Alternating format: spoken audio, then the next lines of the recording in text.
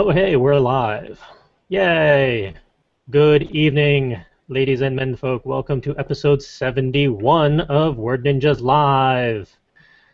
We have all collectively survived yet another week, despite life trying to kick the crap out of all of us. So, yay! I am your instigator of insanity. There's no modifier before that. Not anymore. Otherwise known as Charles. Joining me tonight are the regular people who also cause trouble, like Will. Hello. And Calvin. Hello, hello. And Ed walking way far in the background. And a chili packet. Chili, chocolate. A best talking bar of kind. chocolate. And no one else. Correct. All right. Let's see. What do we got for a show tonight? We got the We talking prepared chili the show way in advance. It's Definitely actually not put together at the last second. Oh, of course not. No. We would never do that. Pull tab and slide out. What? Oh my. Not touching that one. Neither is she. Meanwhile, Justin is highlighted on the screen because he has the first talking point, so everyone gets to watch this. Hooray! Crap. I was opening up some non-advertisement chocolate. I won't say the brand name. You showed it on the screen. No, I showed the... I think I covered up the... It was like this, so you couldn't see the brand name. It says it right in the middle underneath the piece of chili. Wait, crap. You can see, I didn't you even can notice. clearly see it on the piece of chocolate. And the Shut it. Everyone sucks. Okay. Conversation number one. This is not involving chocolate. Moving along. So I wanted to talk about something that's very important to all of us, especially as 2015 is approaching. People are starting to get ahead on all of their New Year's resolutions. Because I'm insane, start my new year on December 1st, so I've already gotten sort of a head start. So I figured I'd set up this topic about getting started and talking about all the things that block us from getting started and how we all go about doing the things despite best efforts. So I wanted to just go around and talk about things like lag time, brainstorming, planning what you're going to be doing, choosing locations, choosing your start time, and all the other little distractions that you typically have before getting started. For me, I would say that I have to be in the zone, and that zone doesn't come very often and doesn't come forced. Is it the danger zone? It's not the danger zone, luckily. And it's not the twilight zone. That's good. And it's not the chocolate zone, which is disappointing. But I kind of need things to be perfect, and I've started moving to things that are statically perfect already. So, in the past, I always had to get everything perfect before I start something. But now, in advance of all the things that I'm going to be doing, I set up workspaces so that I can do the work that I want to do at these particular workspaces at home and at work. So, for example, in the dining room, I turned that into an exercise room, and that's now all set up and ready to go. I've turned this little corner that I'm sitting at right now into a writing studio, and everything's set up and perfect. I even got my non-advertising candle lit next to me, and other various accoutrements, including scotch and coffee, which is important for a writer. And I finished cleaning my typewriter, and it has really good action now. So everything has been set up. Ironically enough, I haven't started anything yet. Work has been a pain, but I've actually gone and made a pledge to myself, and all of you are going to hate this, no video games on weeknights. You monster. And I find that because I have a laptop and a computer, my laptop can't play any games whatsoever. except maybe like a turn-based Civilization style game, and maybe Hearthstone. But that's not installed, and I just don't turn on my gaming computer on the weekdays. And I have a long laundry list of things that I like to do on specific days. There's some flexibility that I have built in, but basically I get home and do my workouts, then take a shower, get ready for bed. I've streamlined everything. Once that's done, I've got a couple options depending on what day it is. It could involve writing. It could involve, learning Mandarin, which, and practicing on the piano, doing some coding. So I've got all these things to do, and as long as I don't turn on my gaming computer, I find that I don't actually have as much distractions as I usually do. Because my gaming computer is also my TV, which includes my Netflix, browsing Reddit, and all the fun YouTube videos that are out there, getting distracted by montage parodies. It's just, there's a world of hurt on that computer, and now I don't turn it on the weekdays. That's some pretty good discipline, man. Well, it's only been 3 days, so let's not talk about this quite yet. I take back what I said. No, it has been 3 days. You don't have to take back what you said. Okay, I'll take back part of it. Okay, great. So what are your typical routines before getting started, and then what's the trigger that usually brings you into the getting started and actually doing the thing that you're supposed to be doing? Excessive amounts of panic beforehand, usually. That sounds about right. It actually really depends for me as to what it is I need to start. I've kind of segmented my life into 3 different parts. I got my work life, which is, my day job work life. I have my other job work life, and everything else. So for the day job, it's all about actually taking the 5, 10, 15 minutes to outline whatever I need to do, figure out what are the steps, what's the bigger picture, because sometimes we lose sight of that, and that is important, and stuff like that, because it's a lot easier to have an outline next to me as a reference once I actually start, even if it's a project that is ASAP or has a 15-minute turnaround or something stupid like that. I still need the time to prep. Otherwise, it's just a crapshoot as to what happens. For the fun job, I haven't really figured that one out yet. Stuff happens when it happens. I still need to figure out a proper setup and system for that, as I'm sure all of you know all too well. To next Thursday, or this Thursday, tomorrow. I thought we canceled tomorrow. Did we? Yeah. Sure. Yeah, we were going to do last Thursday, but then I bailed because Correct. you couldn't do this Thursday. And I felt bad because I canceled last Thursday because you couldn't do this Thursday. I know why. And I'll make this quick because this is on air. I had a training thing that I had to do this Thursday. It has been moved to Friday, so I'm now free this Thursday if you still want to do the thing tomorrow. I know it's short notice, so don't feel We'll bad. coordinate off air. Okay. Let's coordinate on air. It'll be more fun. We can if you want to hit 2 hours, by all means. Oh, jeez. You mentioned work. Yes. One thing that I've done to help me with work is I actually installed a website blocker on my computer at work. Its only purpose is to allow only 45 minutes total of Reddit time. And then once that 45 minutes is up, I can't use it for the rest of the day. I would need to put that on my phone because that's where all of my work time distractions happen. I'm lucky enough where that's not the case. I don't usually use my phone for anything.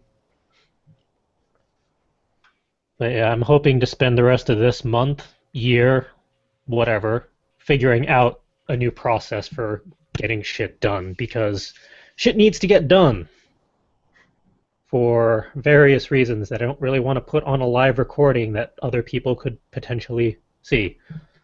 So, no.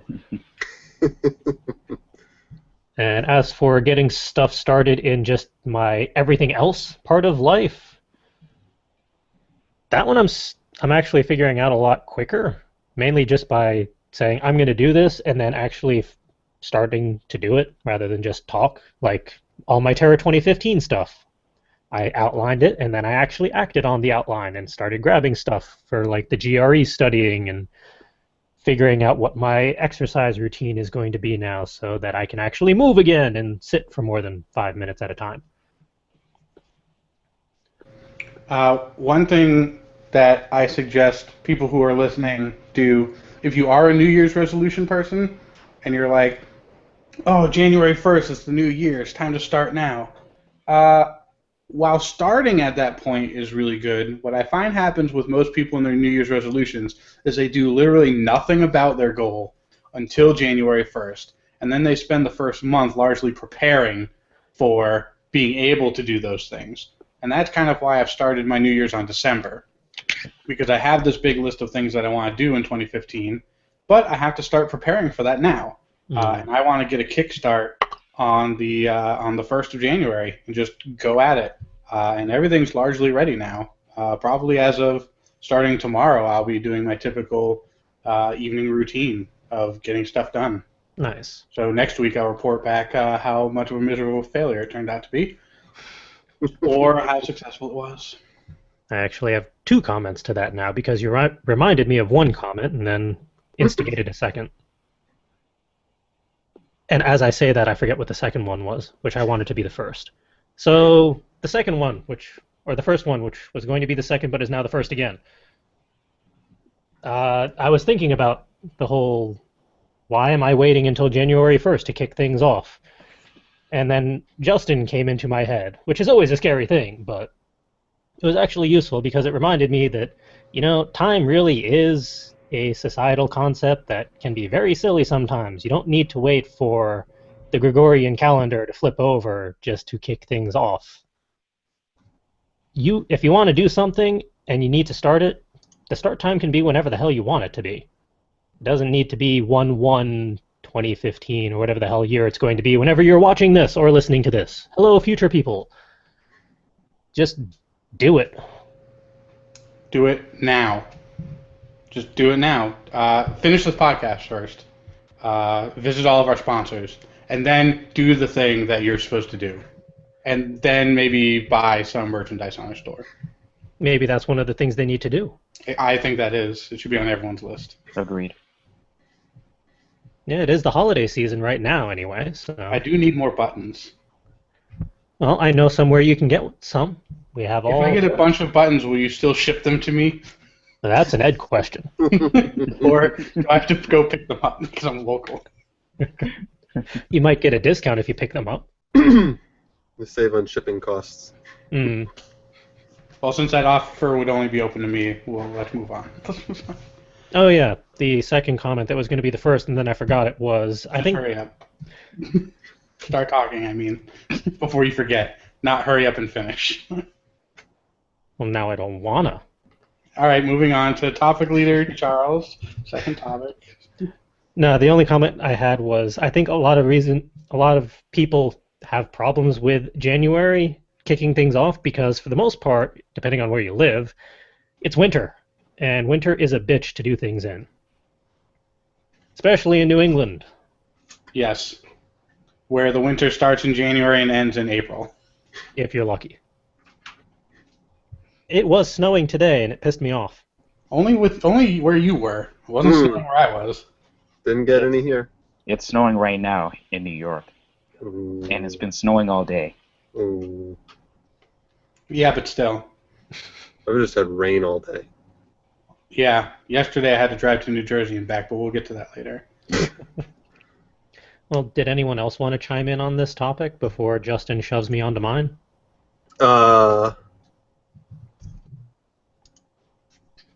I'm always brainstorming, if that counts, for at least, like, writing. But for actually getting started, I've discovered that I am really random and sometimes very spontaneous about doing anything. Like, for example, yesterday I was working on editing part of the audio for the next Not Suitable for Word Ninja podcast, looked at my desk, saw some dust, and stopped everything to dust my desk. Well, a clean workspace is useful. Yeah, But I understand that. it came from nowhere, and that's usually my motivation to do a lot of things. I'll just suddenly be like, I'm doing this now, and then I do it. And that happens with writing, too. I open up my notebook and try to write every night, and some nights, especially the past couple, I stare at a blank page for several hours, and then eventually I'll just be like, I'm writing now, and I'm writing. And all the brainstorming I did will actually get onto paper. For those that live with other people, I will also occasionally tell the other person that I live with to not bother me for a set period of time because I'm easily distracted. So I will literally tell my wife, okay, I'm getting into the zone. I'm putting on my headphones. I'm not going to listen to a single thing you say for like the next hour. I have to get this done or it will never get done. And it largely benefits you because it's called cleaning the apartment. So shut up, don't bother me, and I'll see you in an hour. And then I just go to town.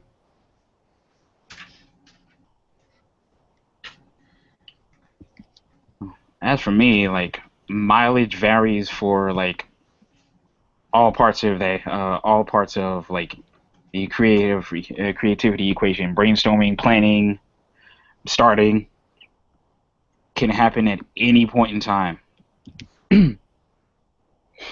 Like this, I'm just gonna stick with the creativity aspect because like all the other parts of life, work, and things like that, I don't feel like talking about that right now. So we're gonna just leave it at creativity. Like that happens at any point in time, like any time. Like I will wake up with an idea, and with like if that hits, start time for like writing something down has to be like within 2 minutes of me having that idea. Do you If keep a notebook handy, like on your dresser, or you have your phone and you start dotting down notes before you forget everything? Precisely. My phone or my computer, whichever I can grab first, because they're both right next to me. Wow, that's convenient. I should keep like a steno pad next to my bed for those times. Like you'll be surprised like how handy that will be. Like especially when you have like a really out of nowhere idea, or especially if you're trying to record dreams and things like that. Or on the other side of the sleep schedule, when you're trying to fall asleep and then you remember something and you're like, oh God, if I forget this tomorrow morning, and then you start getting anxiety over it, Yeah. typically just writing it down on a piece of paper and then sticking it, on your dresser and then making sure you look at your dresser every day. And usually you have to get some socks, so you're probably going to look at your dresser during the day. So that's what I also do to get rid of like some nighttime anxiety, is to write it all down, and then I don't have to think about what if I forget, and then I won't usually have nightmares about it. That's actually not a bad idea. And you saying that just reminded me of something that I forgot for the last 2 nights. So, thank you. You're welcome. So Past 2 days, CJ has forgotten his socks. Better than forgetting pants, especially in this weather. So like with all that I just said, location choosing, like wherever the hell I am at that point. Planning, what the hell is that? Something other people do, or so I've heard.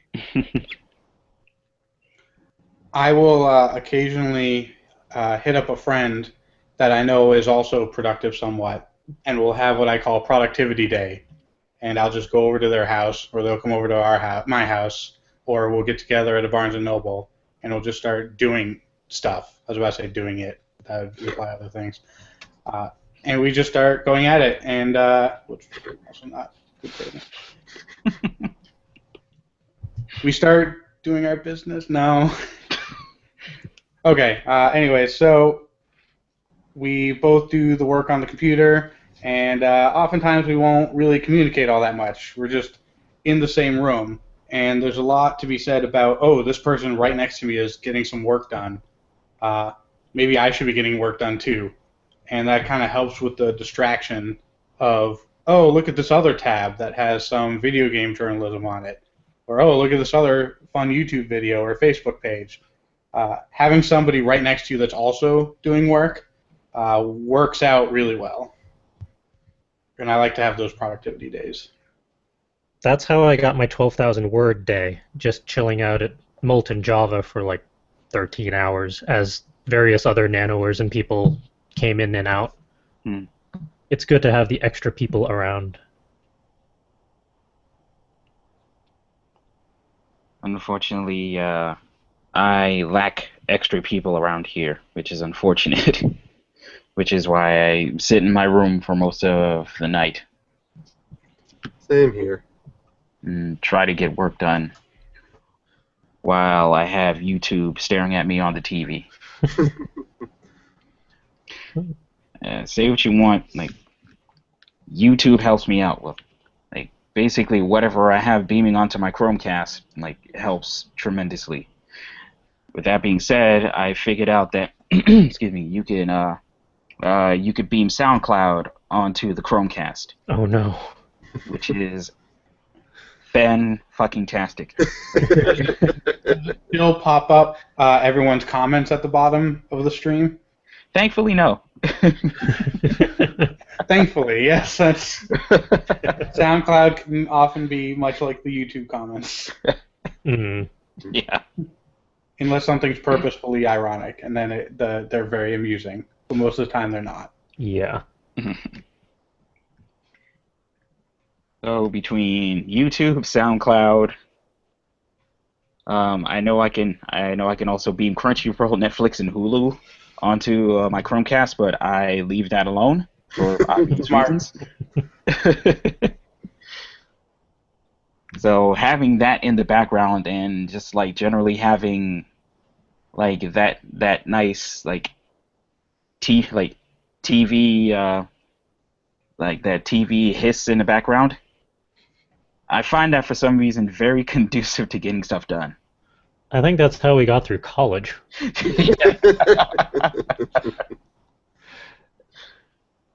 I believe you're right.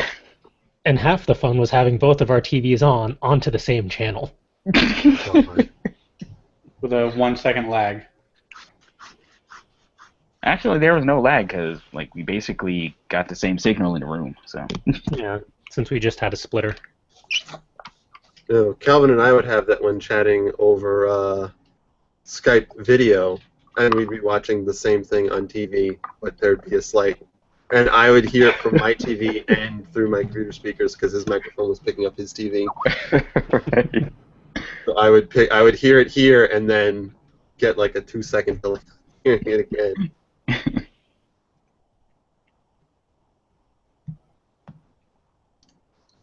Oh, technology. Oh, speaking of technology, I finally got cable internet installed in my house. Yay. Hooray! What were you doing before? DSL. Not ideal. Far from ideal. AOL. Might as well have been. Let me regale you with a quick story. Part one of the full coverage miners video I uploaded last Monday. It took me 8 hours to upload. Oof. I uploaded part 2 days ago. 3 minutes. Oh wow, that is a noticeable difference. I'm like, holy crap, are you serious? I just like woke up. I woke up Monday morning, turned on the upload, and as I was like getting ready to grab my stuff for the shower, I realized it was done. I was like, all right. So yeah, I'm enjoying my cable internet already.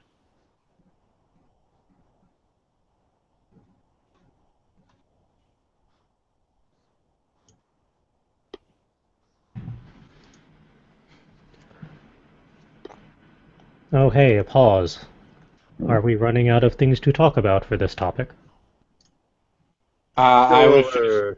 amazed that Google Hangouts has pop-ups now when you do group chat over the person who chatted, and Oh, it yeah. distracted me. And also, I hate the new Skype user interface. It's special. It's hot garbage. Actually, Anyway, both of these things are special. Skype and Google Hangouts. you know what's not special? The next topic. Oh. Oh, yeah. Oh wait, no, that's not what I meant. Let's see. Not that tab. That one. Hey, we have another talkie point. Seeing as how everyone's lives were collectively imploding, including mine, I thought I might have been doing a solo show tonight, so I just decided to toss in a topic just in case I was talking to myself, which is always a bad idea, actually. But the topic is what book, album, movie, show, etc., whatever, really has resonated with you or made you look at life differently. Because everyone I've talked to out there has had like one show or one media thing that has really stuck with them. Usually more than one, but thought I'd keep it easy on you. Mm. I had difficulty trying to come up with something. Mm. I don't know if my brain is fried from everything that's been going on. I cannot think of anything right now. Well, while people have nothing, then I'll fill in, just as I was planning to. I have two books, surprise, surprise, that have really stuck with me since high school. Good Lord. That was like 5 lifetimes ago. We got Sophie's World by Justine Gardner, which is basically a history of all philosophers. No With spoilers. It's on my list of books to read. I have it on my shelf. It's a history of all the philosophers out there over time. With it's not really lit fic, but it's not really YA because that was before YA was even a category people acknowledged. Somewhere in there, it's fantasy mixed in with all the philosophy stuff, so you actually learn all the different philosophers' perspectives on things, and it really does make you think and try and perceive life differently. And then the follow-up is Theo's Odyssey by someone. I'm blanking on the author's name.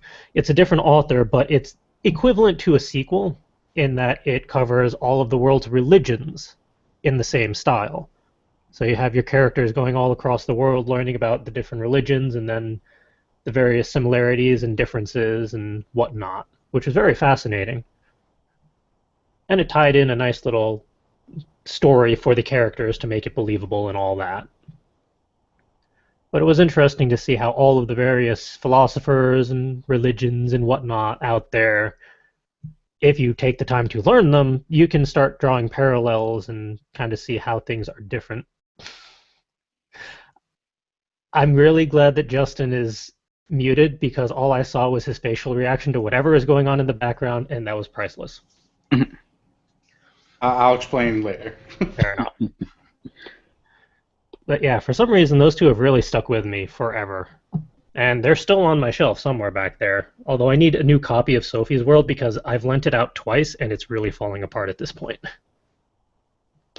The copy I have is probably not much better. I think I got it from the used bookstore, the rainy paperback. Rainy day paperbacks Yes. in Bethel.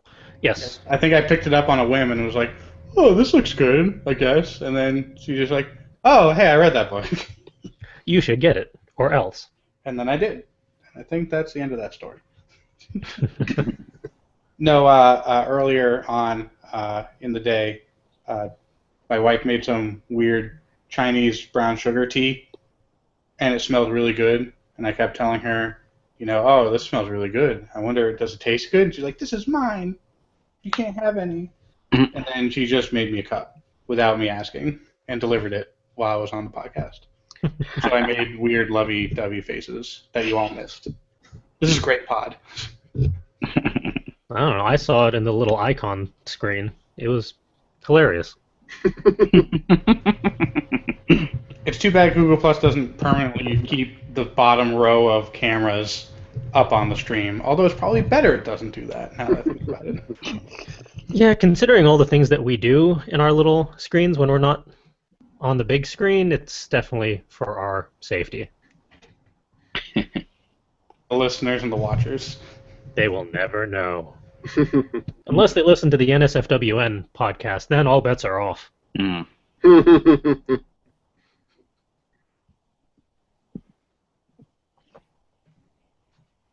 So, does anyone want to at least pretend to have an answer for this one, or was this just a poor timed, clever idea? It's a clever idea, but whenever I'm put on the spot with like pick out particular things like that, my mind always just goes blank. Like, Fair enough. excuse me, I'll have answers for it. I'll come up with them tomorrow. Post Yeah, them in the comments. I think this is a topic we can revisit next week after I've had more time to think. I have a couple things in mind, but I wouldn't be able to say them so succinctly. Yeah, I fair have, I enough. have I have one that I can say with certainty, and that is Calvin and Hobbes, the Bill Watterson comic strip. Mm. That one was just always resonated and Heck, oh, there we go. just always resonated with me, and it's just interesting to see the world through Calvin's eyes, and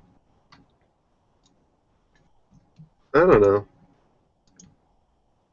I want to know where he came up with all the ideas for the various snowmen that he created. There's an entire arc, Attack of the Deranged Mutant Killer Monster Snowgoons. I have that book. It's wonderful. I don't think I've seen all the strips from that one, just a handful that are the more popular ones. Well, there were always, like, every year he would do one or two strips where Calvin would make some kind of snowman thing, but there was an ongoing, I don't know if it was released in newspapers or if it was just for the book or what, but there was like a multi-page story arc with Calvin making mutant snowgoons and then them coming alive and trying to kill him and him trying to figure out how to stop them. All in his head, of course, because he's just a child, but it was a brilliant imagination, and part of what resonated with me was how real a child's imagination can be. How real anyone's imagination can be.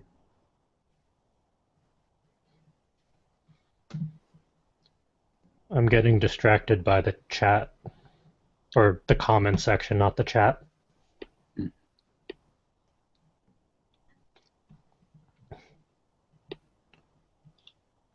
You know what? I think I may have an answer. Do you now? I do. Is it one that you can share on a live stream without getting us in trouble? Yeah, yes, I can. Cowboy Bebop.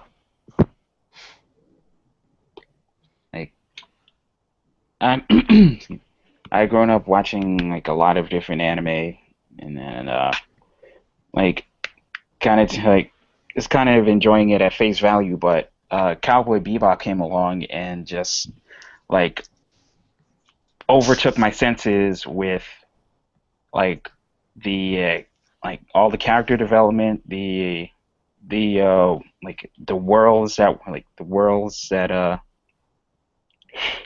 excuse me, like the whole universe that was involved in Cowboy Bebop, the music, like, and I was really like I was taken in by like the dysfunction of the Bebop crew, but always like it was always like incredibly entertaining, and it kind of like changed how I saw not just anime but like animation in general, because it felt like another like it everything really took it to another level, and it did so much in only 26 episodes, which is which is sad in a way because I would have loved to see more episodes, but at the same time, just very impressive and just absolutely wonderful how it all came together. Did it have a come together ending? I don't know if I ever saw the last few episodes. I should binge watch that whole series. I'm That guessing. you should. Uh, And short answer, yes. it all the stories do come to an end. Yeah. So it wasn't like at least it wasn't like a cliffhanger expecting the next season to come type of thing. No, they No. finish it in one season. It's done. Yeah. Okay. I actually have an answer now. Hooray. Let's hear it. Yay. Loveline. It was a radio station that was recorded in Los Angeles, or a radio program that was then re-syndicated elsewhere.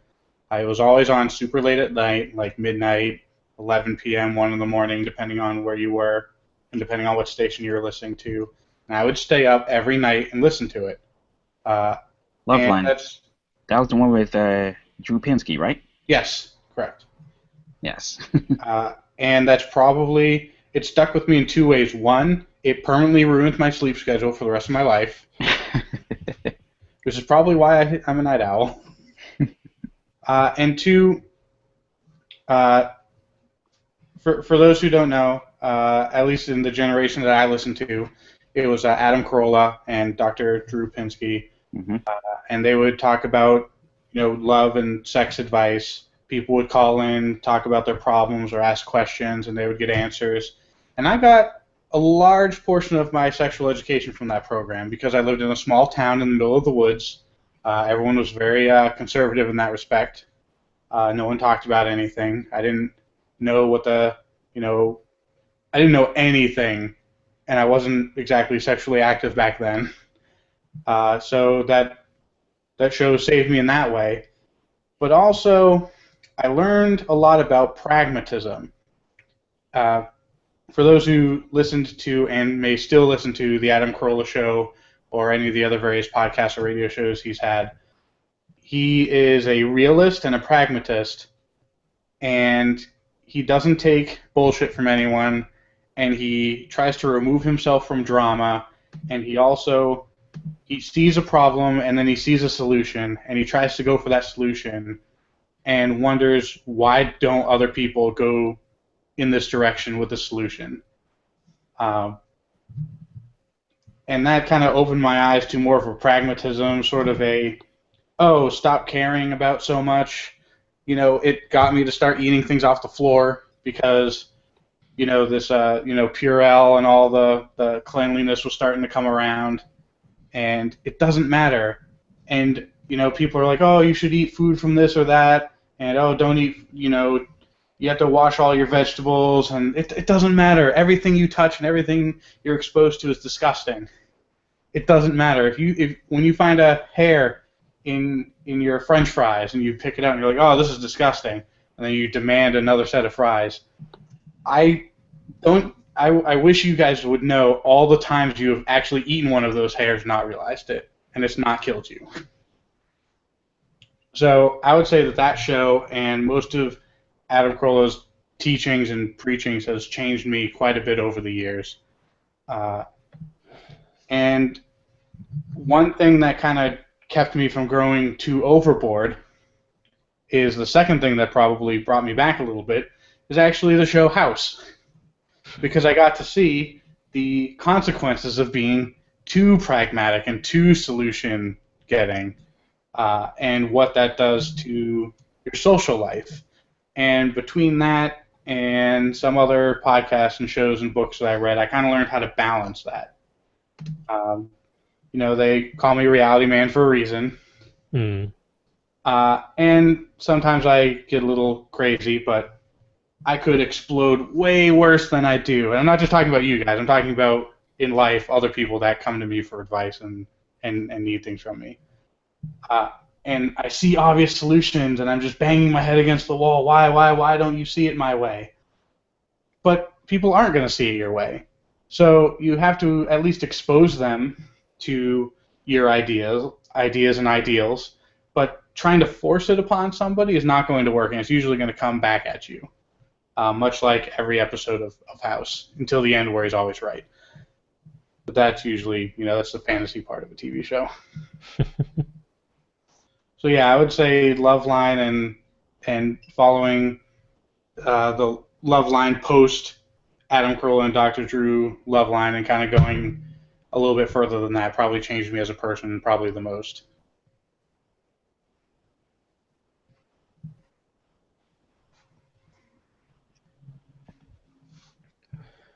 Oh, this is not going to help me pay attention at all.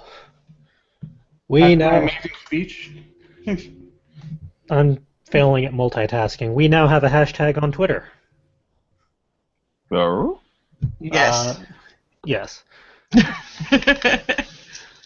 Go on. The hashtag on Twitter is hashtag word ninjas. So now I'm trying to figure out how to set my phone app to track that.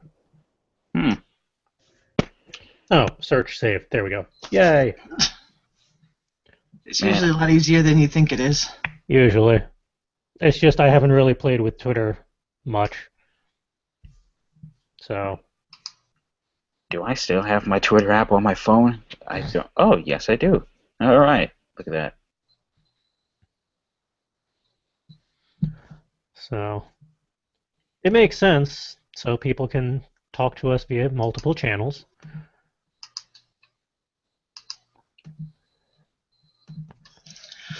And Yeah. it's weird. It's been so long since I checked my Twitter app. I completely reformatted it. A couple times around, I think. Hey, Ed.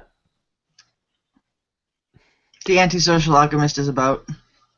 Fair enough.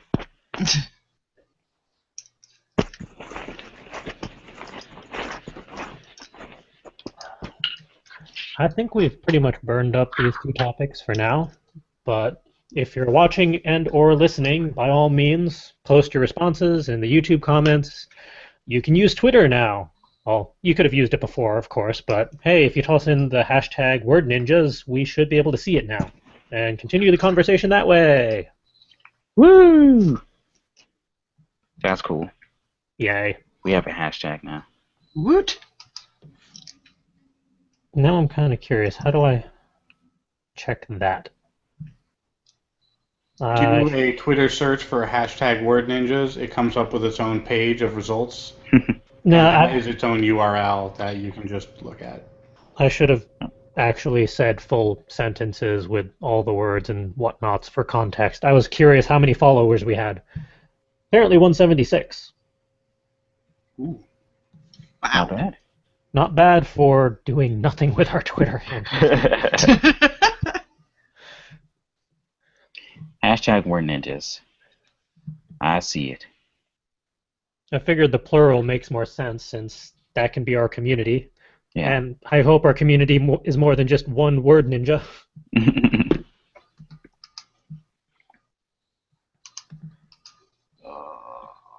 Humbles, why you hate me. Enough with all the various notifications. Moving on! That is our talkie point segment. Onwards to the highlights reel. We actually have a slew of things because I wanted to talk about stuff. And I'm the boss man, so I could. But now that means I got to do screen share. And put it to the correct tab first so we don't show anything wrong. And then we do that, and then we do this, and then we push the button, and it does the thing. Hopefully. All right, the first piece I actually got today, the Hemingwright, which is like the modern-day typewriter thingy that we talked about, I don't know how many episodes ago, is now up on Kickstarter to actually make it happen. And they're actually getting comparatively close to their goal already with 43 days to go. I think it's going to happen. Yeah, they're already over halfway funded. Yeah. I got the email at like 140 something, and within after 4 minutes of getting the email, I went to look, and they'd already burned through so many levels of how to get one of their Hemming rights. So now it is not cost effective for me anyway. But if you remember this thing, it looks pretty cool, and the fact that it looks like they're going to be able to fund it the way they're going with the fundraising, so it's worth checking out. You can learn a little bit more about the project, the hows and whys and wherefores and all that. Their lowest level pledge to get one of their Hemming rights is 369. And apparently it sounds like it's going to be about a $500 retail price, or at least that's what they're implying. Yeah. I really wish I had gotten a different notification a little quicker on, so I could have gotten the... No, they had a lower level even before, where it was like maybe 150. That would have been manageable. Did they? Yeah, they had the whole... actually, do they still have it here? They had another row, from what I vaguely remember, where it wasn't as expensive as 349, but that was earlier in the day when I'd only had 5 cups of coffee, so who knows what I remember from then.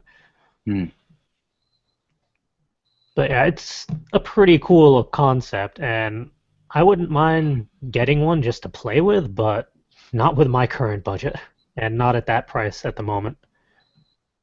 But hey, maybe in 6 months, a year, you never know. If we do happen to get one, I'd love to do a test run on it and record it for posterity so we can kind of do a review on it. That'd be awesome.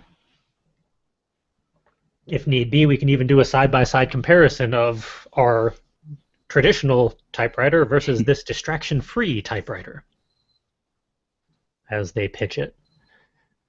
And my distraction-full typewriter that now is welded like a Terminator to a USB device.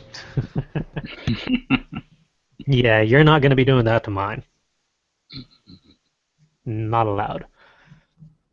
Clean yours. And next up, we got another thing that we've had on our show previously, Pub Slush. We actually interviewed one of the people there, and I got an email this afternoon, that they're doing a 25 days of free books giveaway. And they gave me the link and all the info, which I've tossed in the show notes for people to peruse, but... It's like an advent calendar for books. Pretty much. And they have the whole list of books and corresponding authors. You Are Here, Around the World in 92 Minutes. I don't remember the title being that. Thought it was the 80 Days. But then I guess travel has sped up. My Drunk Kitchen. Sounds like one of ours. I Didn't Come Here to Make Friends. Also sounds like one of ours. Interesting. As you can probably tell, I have not taken a full look at this. I've just skimmed it previously. But yeah, they tossed us that, and apparently I didn't open up the link because I didn't. So, no. I didn't toss it in the show notes. I tossed it on the website because I'm clever like that. So now you get to see me flail about as we go to the main website. Hey, fcwriters.com. Go to this episode show notes, let it load, scroll down to the appropriate section, go to the proper link that I didn't toss in the show notes for anyone else, so too bad for all of you. This is going to be great for the audio version of the podcast. Yeah. But they also tossed us another, not a giveaway, but a discount sale code thingy. They're offering called Pub Slush Prep. They have a multiple level offering for program to help you raise money for getting your book published and out there and all that, while their basic level is free, that goes like 50, 75, up, blah, blah, blah, blah. If you use the discount code GIFT, it was in all caps. I don't know if that's important or not, but GIFT, you get $50 off, which in effect could get you the bronze level for free, which sounds pretty cool and I thought was worth tossing up on the show, presuming that you're watching this within December of 2014.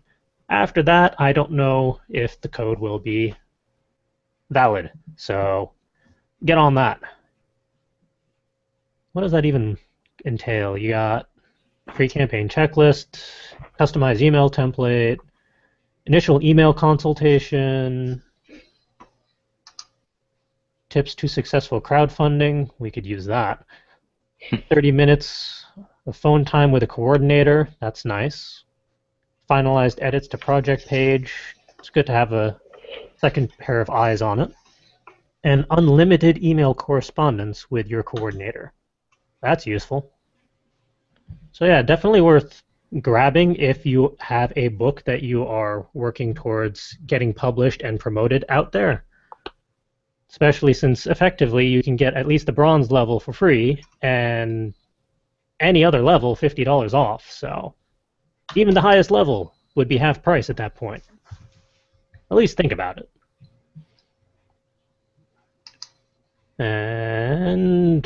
But wait, we have more, because I tossed everything into the highlights reel.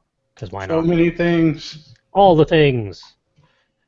This week, well, since last Wednesday anyway, that is a week for me now in podcast time.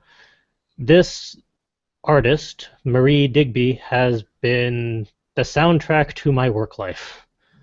Because why not? I think I tracked her down via the podcast Coverville or the morning stream. I forget which because I didn't write it down, and I listened to both. But she does covers, she does originals. A lot of it is acoustic, but definitely worth checking out. It's definitely gotten me through the week.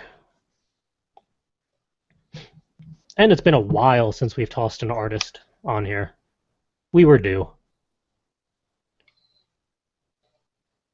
And because it's also chronologically relevant, episode 2 of Full Coverage Minors has come out on our channel. So you can now watch the next 30 minutes-ish of The Automaton Factory, care of Calvin and Will. Yeah. Even I haven't watched this episode yet. I've been meaning to, I just haven't gotten 30 minutes yet. But I am curious to see how it all goes, because I have not been given any previews or spoilers. I'm looking forward to part 3. Part 3 is going to be where the really good part. When does part 3 come out? Next Monday. Right. So watch this one and then keep an eye out for that one. Yep. Next part 3 is the 15th. Part 4 is the 22nd. Nice. And now that I have cable internet, it won't take me forever to upload them. Yay! Yay. Might even be able to send you footage now at a not 12-day download time speed. Yeah. Good lord. I hope while I'm going through this highlight reel, someone else is keeping track of the YouTube channel, because I am getting notifications, but I can't really flip over to that while I'm screen sharing. I've been watching the comments. That's what I do. Yay. And the last highlight that I had on there, chances are Marie Digby came from Coverville, since, hey, that's the website highlight for the week. I have talked about this website to Calvin on multiple occasions. I'm sure he's sick of it by now, but... Not really. This is an incredible podcast that now has 1,057 episodes, which is just nuts to think about. But it is primarily an audio podcast that plays, obviously, covers. And there's always, if it's an artist's birthday that week, he'll do a short segment on them, or he'll do a certain style for an episode, stuff like that.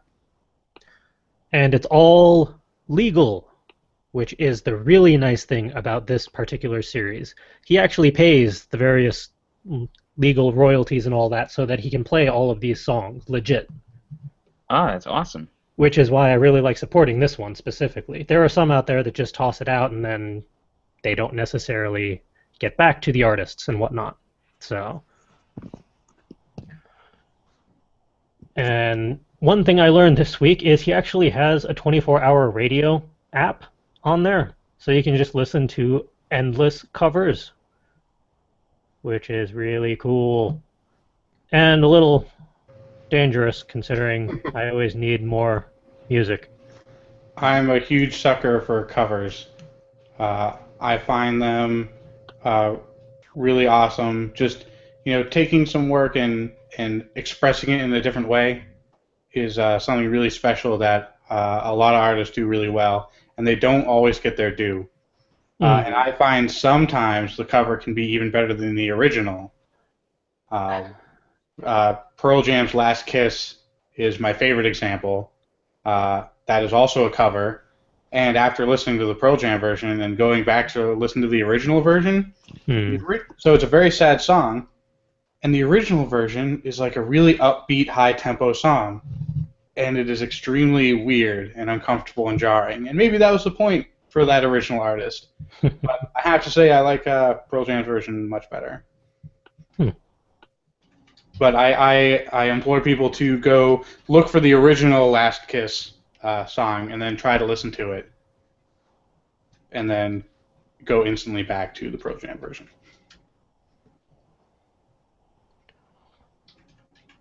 At one point, I know that there was some way that you could actually search the entire history of the podcast to see what covers were played and whatnot, but for the life of me, I don't know where it went. And I'm not going to spend the next 5 minutes fumbling around while screen sharing to figure that out. But definitely worth checking out regardless. It's a fantastic podcast and a lot of fun. And it's nice to broaden your horizons every once in a while. Very true. And then we take me off of screen share. Those are your highlights for the week. All in the show notes on fcwriters.com. And the link to the show notes is in the details for the video episode itself.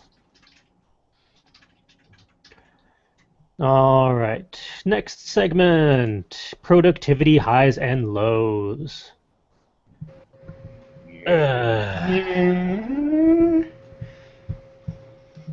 Well, I did have 2 highs and 1 low, so it's not all bad, but for myself, I actually caught up on all of the Muse food prompts for 2014. Although I need to backdate the last one in November, I think. I haven't gotten that one up yet because I was doing this right before the podcast, and I ran out of time. But all of the prompts for this month, and thus the end of the year, are up and queued. So yay! That is definitely a high. And due to various stupidity and shenanigans and whatnot, I have put together a standing desk of sorts at my office because I can't sit in that chair for more than half an hour before my back gets cranky. Yay for herniated discs. Oh, yay. Yeah. Herniated discs and scoliosis is not a fun combination when you need to work 10 hours a day, 5 days a week, in a craptacular chair and desk that is built for a 5-year-old. And thus a standing desk. And it has actually given me ideas of the type of standing desk I want, rather than just stacking my GRE books on top of a filing cabinet. Are you going to suspend this desk in some sort of way from some sort of ceiling joist, creating some sort of desk that you could say is hanging from the ceiling? Maybe I posted a picture that solves that situation earlier today on my Tumblr, and I think I tagged CJ's personal blog in on there, so you should be able to find it. And if it weren't for the fact that the office has a drop ceiling, I would consider it. Mhm. Especially considering the drop ceiling is filled with the Asian beetles of doom. Ugh. Yeah. My last one was unexpected realities of life are affecting Terror 2015 and by extension Terror 2020 endeavors, which is a very angering low. It's actually more of a bipolar high-low because it gets frustrating to the point where I snap and then I say, screw everything, I'm going to make this happen no matter what, and then I power through stuff. But that's not the way things should be. Hopefully, I find a better balance. Maybe next week. But in the meantime, next one up is Will. Okay, so I completed a small story idea that I wanted to write and was able to get that completely written up, which is definitely a high. I have listed here that I completed the next Not Suitable for Word Ninja podcast. That would have been true had I been able to work on it today, but real life shenanigans prevented me from doing it.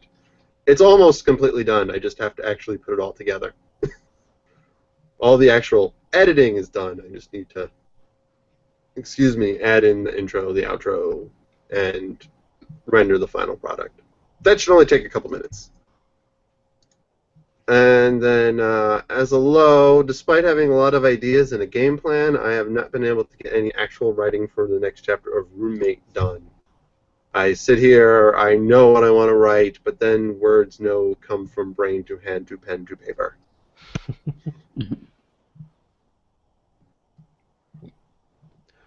And who's up next? I'm up Justin. next. I wasn't here last week, and I think that my highs and lows for last week and this week are equally as important, so I'm going to go through all 6. And one of them is a part A and a part B. Good So lord. this could take a while. Everyone settle in, grab some coffee, and get ready. So, last week, I delivered 5 reports at work and finished them out and closed them out so our company could get paid. That's a really good high.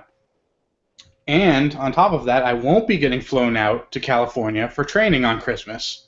Hooray! That's a high, mostly a high, somewhat of a low, because usually when I get flown out to California for some sort of training, I usually try to make it so that I have like a 4-day layover in Arizona so I can visit my parents. That won't be happening, but I'll see them in the spring, and that's fine.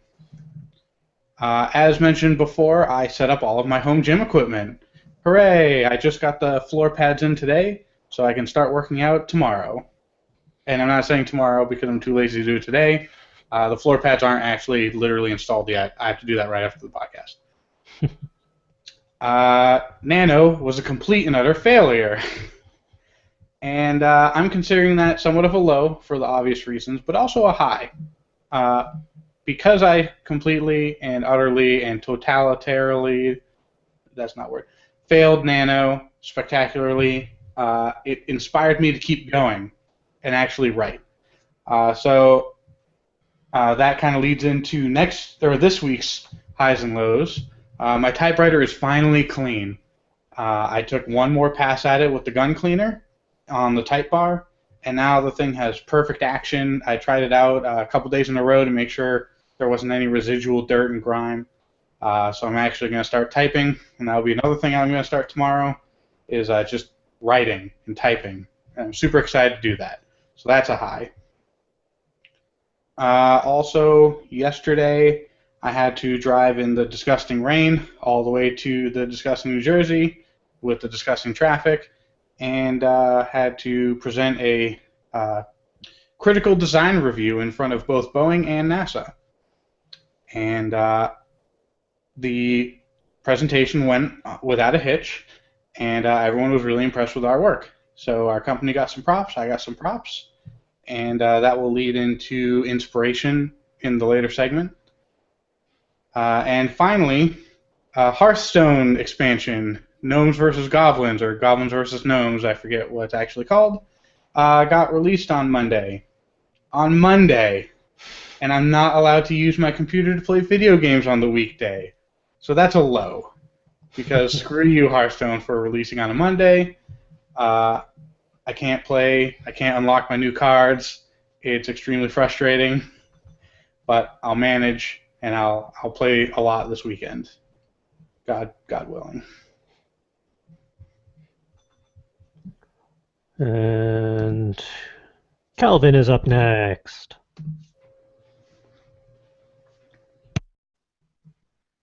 If he unmutes himself.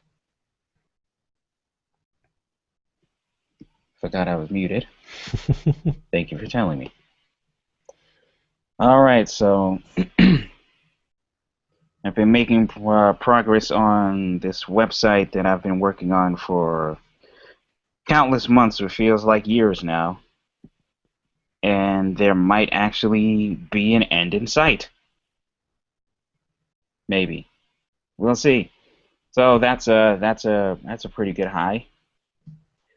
Another high is finally got cable internet, like I mentioned earlier in the show. So, yay! And my low for the week, my cell phone. It is borked. The sound jack is totally fragged, and so now we can't tell whether or not there's a pair of headphones in it. So not only can I not get sound out of it, I can't even speak into the built-in microphone, built-in mic, because it's trying to figure out if there's headphones with a mic in it. So I just have basically a very small tablet now, and that's going to be an expensive low. I'm going to make one suggestion because I've had a similar problem in the past. Okay. And you've probably already done this. But if you haven't, I highly suggest taking some compressed air and blowing the crap out of the headphone jack. At one point, one of my connectors got dirty. And what happens is your phone, when you plug in a pair of headphones, it makes a connection. And then your phone says, hey, you plugged something in. Well, this piece of dirt or whatever was stuck in there. And it kept triggering on and off. Oh, the headphones have been plugged in. Oh, the headphones are not plugged in. Oh, they've been plugged in again. Oh, they're not plugged in. And eventually I just kind of, took a toothpick with some, napkin on the end of it and some compressed air and kind of cleaned out the hole and ended up getting it working. So I would suggest trying that before buying a new phone. I will give that a try, but that may not be the issue. I've actually been having issues with that sound jack for a while. For like the last 6-7 months. So it's been slowly dying. Yeah. Okay. But I will give the compressed air trick a try. If worse comes to worse, I'll just pay off the rest of the payment on that phone and get something new. Gotta figure out which phones are available, which phones are worth getting right now. Well, I have a couple suggestions, but we can do some of that off the air. Yeah, sure. Depending on your budget. And before we move on, at One Pink Monkey is requesting more whiskey. So I'm going to pour a glass of whiskey during the next segment and then drinking it on air. You never have too much whiskey. I don't have the whiskey in my room, but I do have moonshine. Is that a good alternative? Oh boy. It's an alternative. It's a delicious alternative. Depending on which one it is, anyway. Hold on. Highlight. Which one is that? Apple pie. That's the good one. Oh, well, what's left of it Yes. anyway? Um, I've been slowly hacking away at it the last couple of weeks. I'm surprised I didn't dig into it this week, given what I'm dealing with right now. Well, I find when I'm dealing with issues, I try to stay away from it because I know what it does. Same here. I know it's a dangerous game. But since I'm not dealing with anything, I will be drinking my delicious Glenlivet 16 Scotch. Nice. Oh, so now you don't have any problem putting brands out on the recording. All your whiskey. Well, I don't think a distillery from Scotland is going to ever advertise on our podcast. But imagine if they did. Yeah, That would be maybe. wonderful. Just think, all you other distilleries, if you start advertising, I'll be drinking your brands instead. Take that, Lefroy and Ardbeg and Talisker. I'll take Bowmore. I'm drinking Glenlivet, so screw you.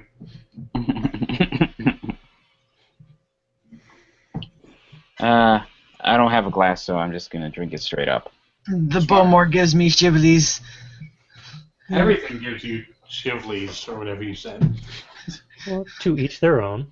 Next time I have a bottle lying around, you can have it.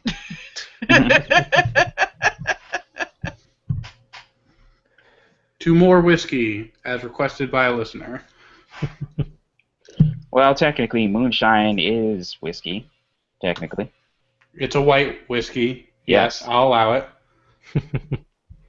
Cheers. Clink. While these people drink themselves into even further insensibility, Mhm. how has Ed fared working more hours than all of us combined? I'm sitting here. I survived another week without a day off. I think that's an accomplishment. It's a sad accomplishment, but We applaud you. yes. Retail at Christmas time and being thrown into a store manager position the day before Thanksgiving sucks. That's all I have to say to that. But the money's good. Yay. And that's the important thing. Hopefully. Sort of.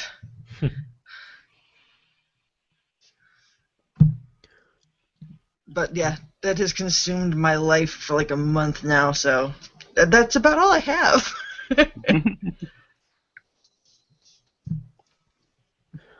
Well, that means it's time for the next segment, which needs a better title than just inspiration, creativity, expression, because that doesn't really flow off the tongue for a segment. But that's because it's Justin's segment, so... Oh, that I wonder. was a joke line that I put in. That wasn't actually supposed to stay in the show notes forever. Yeah, sure. This is awkward. But yes, the inspiration segment, effectively. Well, what was that, like 3 days ago now? I was actually inspired by my zombie apocalypse verse characters, because that's the novel I'm going to be working on in 2015. Or else. So, all 6 of them came out. Some for better, some for worse, because, as in the show notes, one of them is a psycho, legitimately. But it is nice to have them back, as it were. Granted, Slash and Burn never left, even though I tried to get rid of them from time to time. It's nice to know that my characters are still alive, and I can play with them next year. And I actually look forward to it, too. As do I. It's going to be an interesting ride this time around. And then rolling down the list, it's Will's turn. Alrighty, so after the last having trouble speaking words, I need inspiration from how to speak English again. You're not even drinking. No, I'm getting inebriated through contact. I don't know. I had a good chat with a friend over the last chapter of Roommate after he read it, and he liked it, but he pointed out that there were some flaws in the chapter that I couldn't disagree with. Certain parts that seemed rushed or, weren't put to their full potential. So we had a long chat about what I could do in the next chapter to improve it, possible scenes and scenarios that could play out in certain orders, and I found a lot of inspiration from what he had to say and tied it in with the ideas I had to come up with a game plan for the entirety of the next chapter that I think will be redeeming to the bit of a rush job I did on the last one. If I could actually get down to writing it, which I'm going to start doing before this week is over. So, yeah, it was pretty inspirational. It was somewhat cathartic. I enjoyed it. And hopefully it'll pan out for the best. And come on, Justin. Give me 1 second to scroll down. I was somewhere else on the page. Now I am where I belong. Okay, so I wanted to talk about last week's inspiration and this week's inspiration, since this week's inspiration might be considered a cop-out by some. But last week, last week, I was getting into pixel art and normal map shading of pixel art, which is really cool, where you can actually have dynamic lighting in a pixel art game, and it will shade dynamically based on where the light sources are.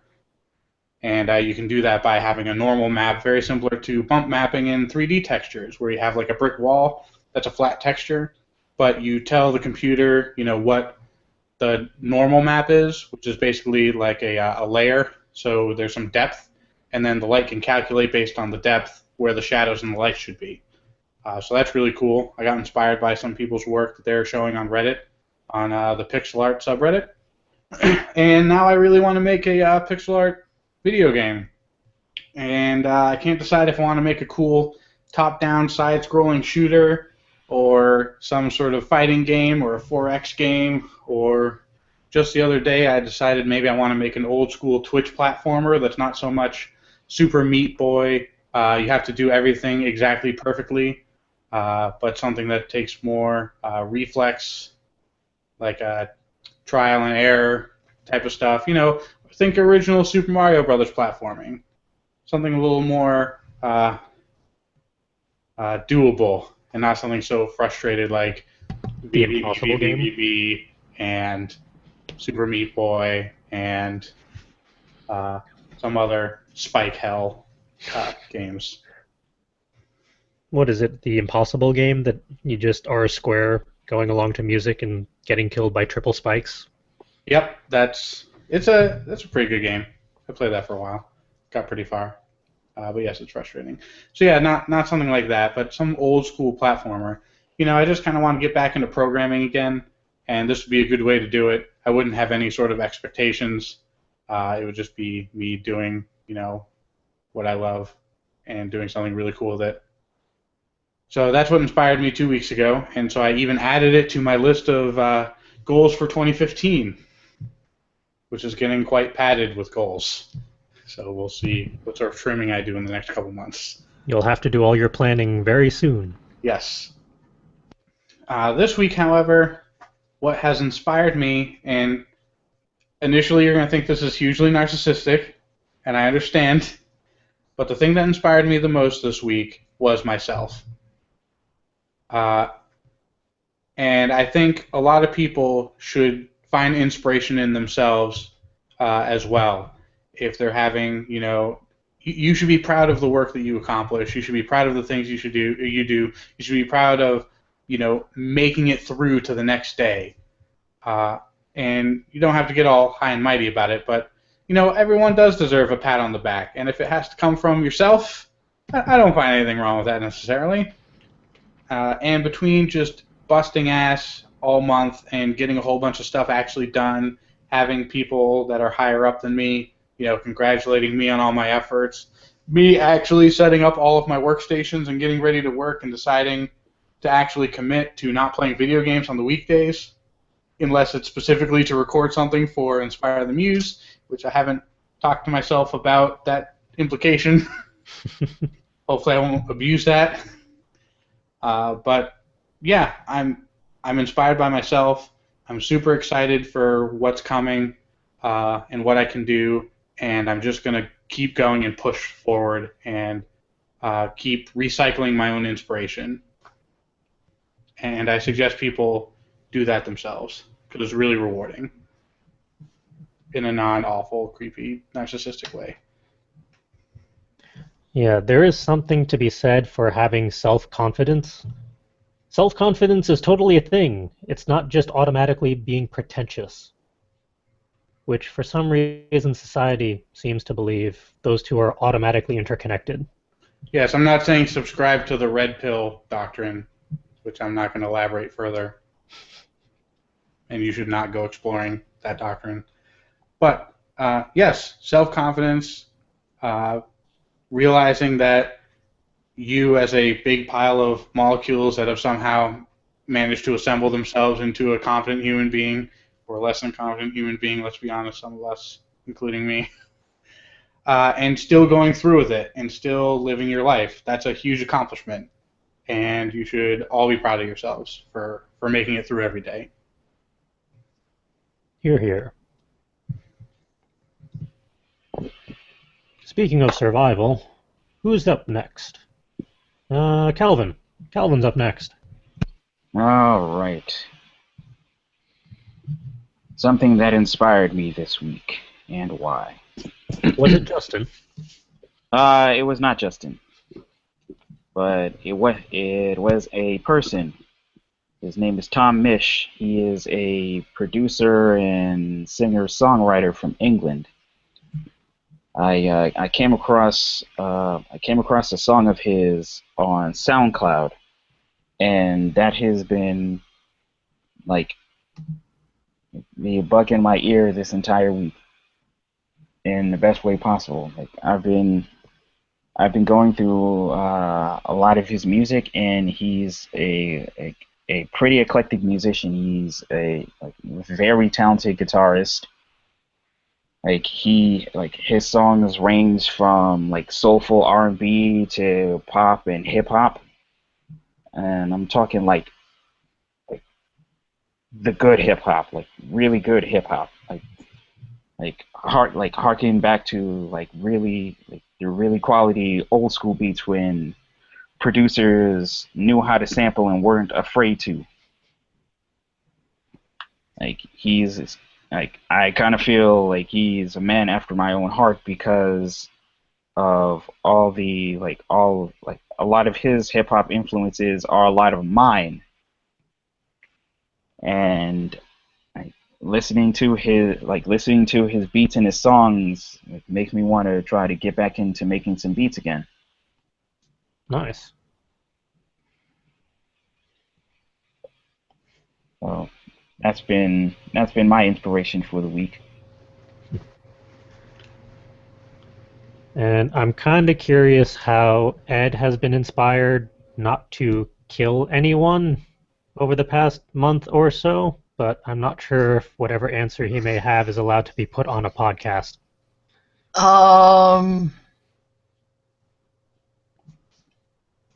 Just pure force of will. Oh, Will inspired you? Of course, always. The fact that he hasn't completely, kicked me out of the house for not being here is definitely a plus. and How can they kick you out of the house if you're not here to be kicked out? good point. Hmm. The fact that he hasn't killed me yet for not being here. Well, I need someone that will get the squirrel out of your chimney every now and then. Yeah, it's not going to be one of us. We're too far away.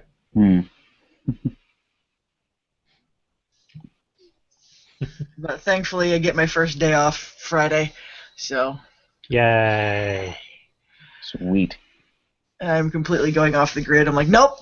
I told him already, don't call me. I don't care. One day, I don't care. Everyone deserves one day. Somebody better be on fire if you're calling me.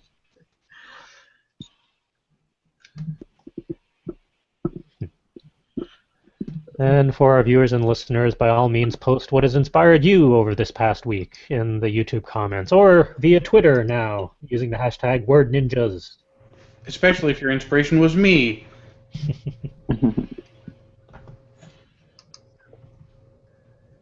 All right.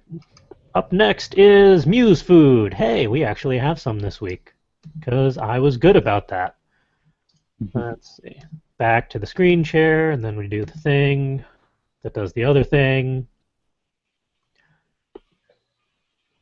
Unlike last week, each week we have writing prompts, or creative prompts, I guess, in general.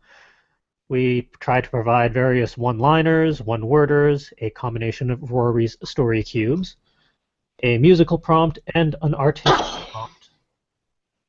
And 1, 2, 3. Seeing as there are 5 segments and 5 peoples, everyone gets a segment, whether they like it or not. I call the one-liners. So, I'll do the cubes. I suppose I'll take the worders. I'll take the music. I guess I get the artistic one. Not that that's hard. How fitting. Okay, I'll go with that one. I already forgot who called what, so have at it. All right, the one-line writing prompts for this week are as follows. You turn my world around. There's not enough waffles in the world to get me out of this bed. Where is everyone? We are never listening to your playlist ever again. I can relate. Same here. Turn around. Jazz solves everything. I live in a city of endless stairs. The moon is getting full again. I want to hurry and save him. And it turns out that flintlock pistols don't work very well for riddling someone with bullets. Somebody was pulling one-liners from Sailor Moon, wasn't he? No, that's my contribution of one-liners. No. Oh, all of them are? No, just the last one. No. Just some of them on the list. Possibly. I forget who submitted what and which ones are mine and what I was watching at the time. Because I recognized 2 of them from catching up earlier today. Which ones? Hopefully not the waffles one. That would be weird. No, the moon one and the I want to hurry and save him. Because that was the whole, they were doing the whole Endymion thing. It probably was because I caught up while I was working on them. So that makes sense. Oh, hey, other segments. Who's up next? That would be me. Hopefully echo-free. So our one-word writing prompts this week are lettuce, rain, laser, space, moon, heaven, wanton, male, corner, focus. Someone has definitely been playing the pre-sequel. I know I was a little bit, but I forget when.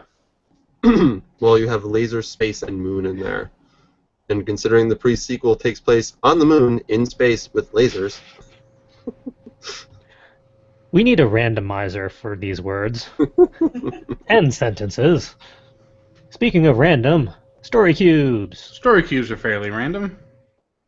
Let's see. So, the story cubes for this week are a guy walking into a door or a hallway, a pirate's map, X marks the spot, a Tyrannosaurus Rex skull, which reminds me the new Jurassic Park movie is coming soon, a baseball bouncing off the ground implying that the person did not catch it, a person kicking a ball, hopefully not the previously mentioned baseball, There's a blindfolded man poking and prodding at some other poor guy. There's a bumblebee or a moth that looks like a bumblebee. Those are pretty cool. You should definitely look that up. A music note of some sort. I don't know how to read music yet. And a trippy mushroom, possibly trimmed from a cow. Who would ever trim mushrooms from a mushroom? That would be mean. Alright. On to the next page. Your musical prompt for this week is quarter note C, half note A, quarter note G, half note E, quarter note D. Yeah, we're getting a bit silly at the end of the year with word musical notes, because why not?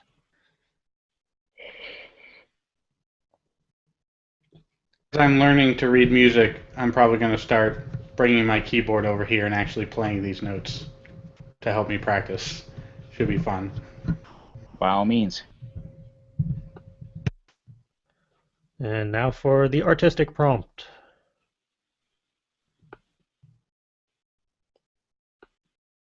Maybe. Possibly. They're both muted. Get off of me. Sorry. Well, because if I mute, then he echoes, or... Yeah. Yeah, sorry. Okay, so the artistic prompt is strangers, whatever that happens to mean to you, just draw it. Do it! You're drawing already? The birthday alchemist demands it, therefore it must be done. Hey, I drew this week. Shush. I actually found time. Good for you.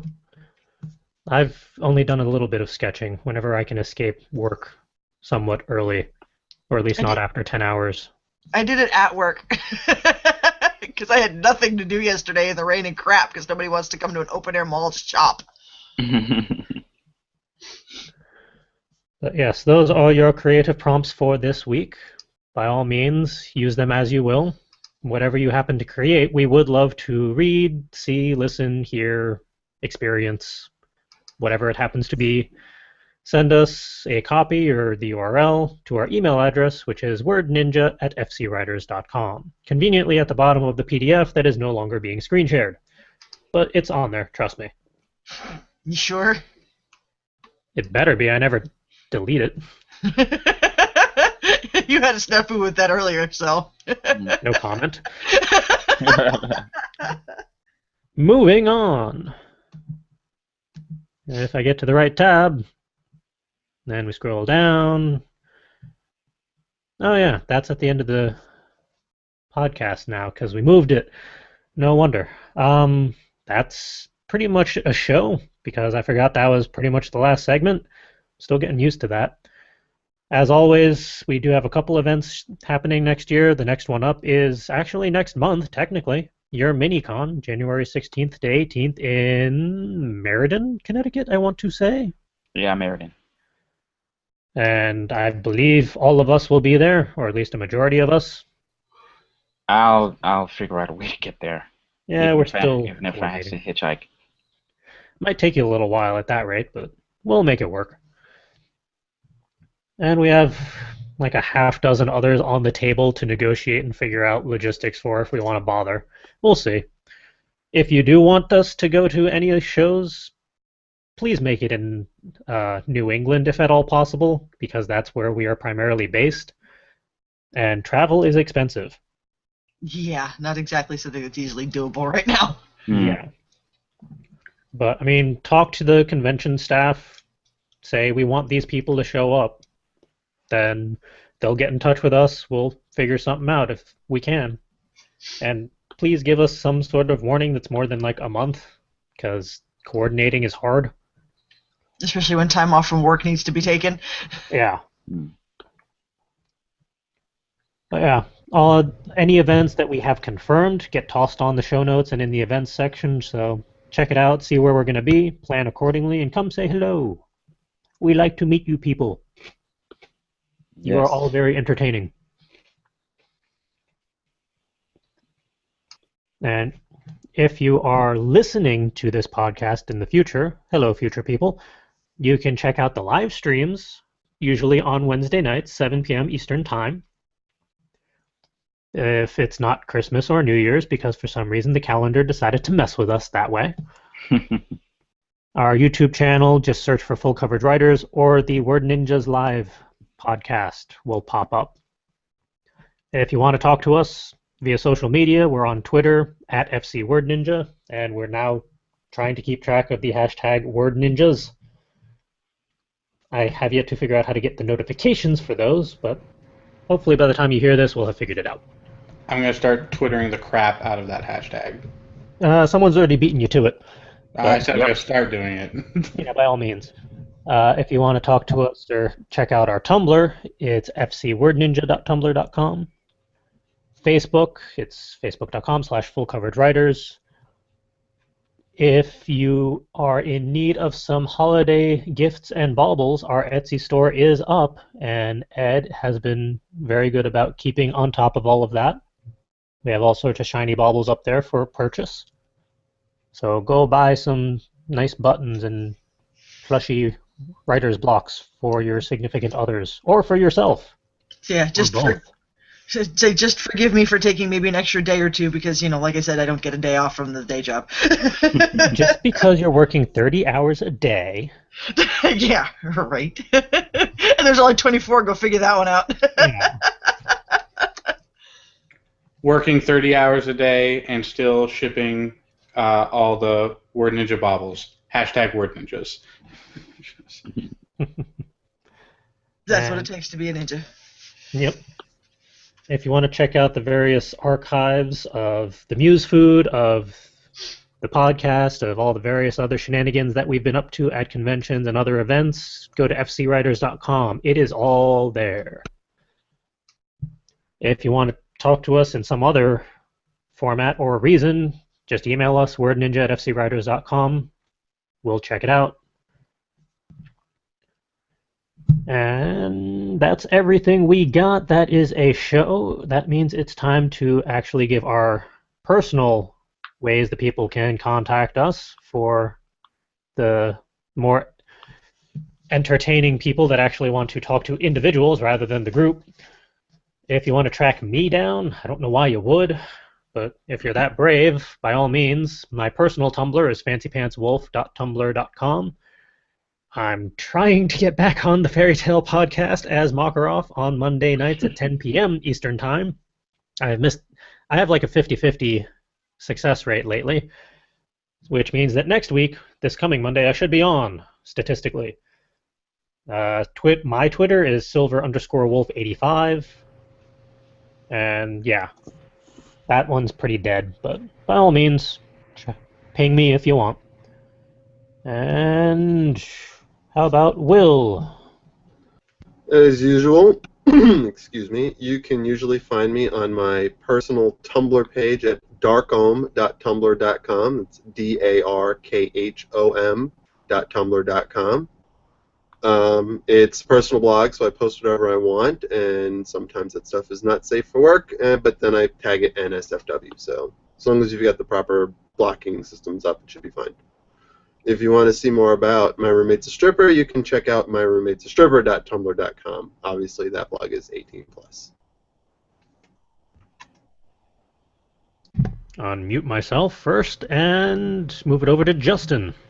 As part of hashtag Tranquil 2015, I have decided to resurrect my personal website, my personal Twitter, and my productivity website and Twitter. They haven't technically gotten stuff posted to them yet, but that's tomorrow's job and later tonight's job. So I'm going to start pimping everything now. My personal website, which is actually my Tumblr, don't tell anyone, it's at mechanicaljustin.com. And you can find me on Twitter personally, acting as myself, at mechanicalJHI, which are my initials, because some jerk took Mechanical J, and you can't fit Mechanical Justin into the Twitter handle. It's one extra character too long. Screw you, Twitter. Anyways, my productivity website is and will be facingmyreality.com, and my productivity Twitter handle is also facingmyreality. So come check me out in all those things. And Calvin. I have to make one. Wait, am I muted? You're good. Okay, cool. I had to make one quick change here. You can find me on Tumblr. You can find me two places on Tumblr. You can find me at instacal.tumblr.com, which is my everyday Tumblr, and you can find me at my creative Tumblr, which is stateofcalvin.tumblr.com. You can find me on Twitter and Instagram at ccwii, and you can also find me on SoundCloud. I recently changed my SoundCloud username, so the link is soundcloud.com/soundsbycalvin. Nice. I will update it in the show notes accordingly after this. And The Alchemist. Where can people track you when you're not working 30 hours a day? You're still muted. I know, I was getting there. Hold on. I was actually fixing stuff in the show notes myself. Because I recently made a specific blog for my art stuff, which actually goes along with my personal Etsy, because I've been using the same name for them, which is the E-Midnight Designs. To find it on Tumblr, it's just that.tumblr.com, and on Etsy, just put that into your search and I'll come up. Multi-Muse Hideout is where I do most of my writing on Tumblr. And my personal is XXX Edcoon with another XXX.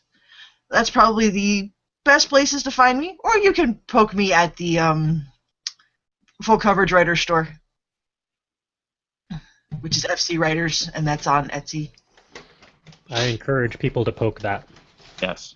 Yes, poke away. And with that, that wraps up episode 71 of Word Ninjas Live. Actually, Or not. before we go, can I pimp something really quick? I just happened to see this on Twitter. No. But we wrapped. We said everything. Quick, hit off live. Go ahead. The only reason I want to pimp it now is because there's only 6 more days to go in this Kickstarter. Spike Trotman, the creator of the Poorcraft novel, has a Kickstarter for the second Poorcraft book, and I read the first Poorcraft book, and it was fantastic, and I just wanted to shamelessly promote this book because Poorcraft and because Spike is awesome. And I will because- second it. Go I ahead. will second this one because I went with you when you went to go get the book. Yes, that's right. But I love Spike to death. I was also going to say it's relevant since we are a literary podcast after all, so Yes. why not pimp other books and authors? Yes, I will give you the link to this Kickstarter offline. All right. But yes, Poorcraft, wish you were here. Kickstarter, 6 days left. She's made the goal. She's passed the goal already, but still, you should back this project because awesomeness. Okay, I'm done. And with that, we wrap up episode 71. Maybe, perhaps, possibly, why not? I'm done. I mean it this time. All right, everyone. Until One more thing. and mute. Okay. Boom. Nailed it. And with that, we are done for the week. Tune in next Wednesday for the last official episode of Word Ninjas Live for 2014. Yes, episode 72 is going to be the last one for the year because the following 2 Wednesdays are Christmas Day and New Year's Day, or Christmas Eve and New Year's Eve. Those are Eves, The 2 darling. Eves. All right. Yeah. And understandably, we're going to be a little distracted. So Yeah. we will not be having any live shows, but we are trying to coordinate at least a couple pre-recorded stuffs to be queued up throughout that holiday week for you all, so you can still be entertained by our various shenanigans, even if you can't see us live. But still, we have one more episode left for the year, so come back next Wednesday for 72. And CJ doesn't know this, but I might hack the stream and actually do something live one of those eves. Probably more than likely the New Year's Eve. I haven't told him this. No one tell him. I'm going to steal the stream, and I'm going to maybe do some live shenanigans that he will not endorse. And it should be fun for everybody except him. So join in on the fun, maybe. Uh-oh. I have a bad feeling about this. And now that I've heard nothing but like 30 seconds of silence from everyone, I guess that's the cue that I should just stop this podcast. So, good night, everyone. Until next week. Adios. Bye.